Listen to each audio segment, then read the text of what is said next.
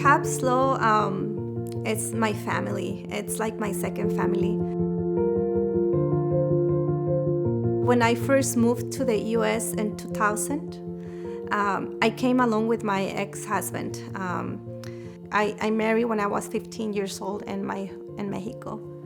I think about when I came here, at age of 17 years old,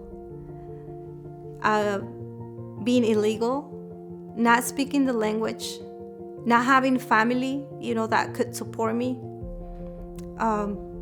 going through the domestic violence and not knowing what to do and being afraid of reaching out for help. But when I found CAPSLO, I found hope. I remember calling the hotline. It's like an 800 number in which you reach out for support, and I used to call every day and speak with someone that I didn't know. And these people,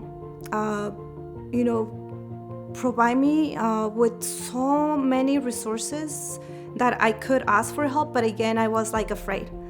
And it was this one day in which the violence became really, really bad, and I ended up on the hospital. And then when I came back to the house, I decided that I needed to leave. So I called again that hotline number.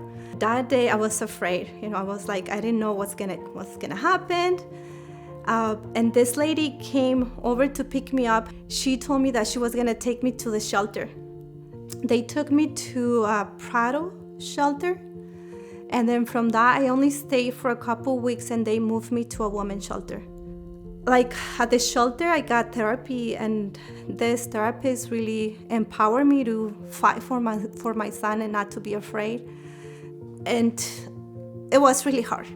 It was really hard to be dealing, with finding a house, not having family, not speaking the language, not having the documentation that you needed to be here.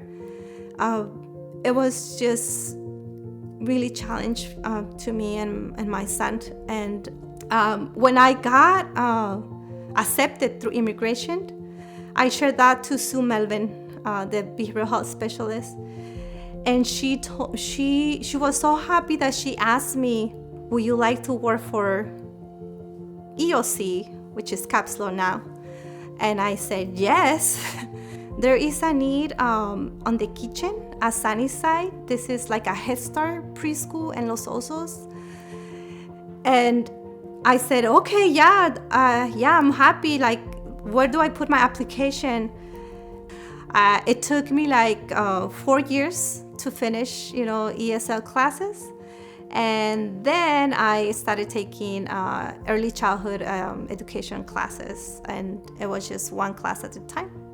So I got my apartment, and I had a job at CAPSLO. So I was, trying to build my life a little bit. But it was really challenging. But at CAPSLO, the teachers that I work with, they encouraged me so much. Then when I finished my BA, I was like so excited that I was able to finish the university, and I applied for another job at CAPSLO, which is the disabilities specialist for migrant and seasonal Head Start. I've been, working at CAPSLO on this position for 6 years. I am also enrolled in a master program. I'm getting my master's degree in family and marriage therapy. And what makes me decided to go, take that road is my background. Within the Latino population, we have a big stigma of mental health. So I want to be part of the community. I want to give, to the community what CAPSLO has given to me, which is hope. And I feel like through mental health, I can achieve and help many people. When I was at the shelter, I made a promise to my son. I promised him that one day we will be fine. That one day I was gonna be able to provide a house, to provide a car, and provide food. And now I can say that I had given my son what I promised. I just bought a house,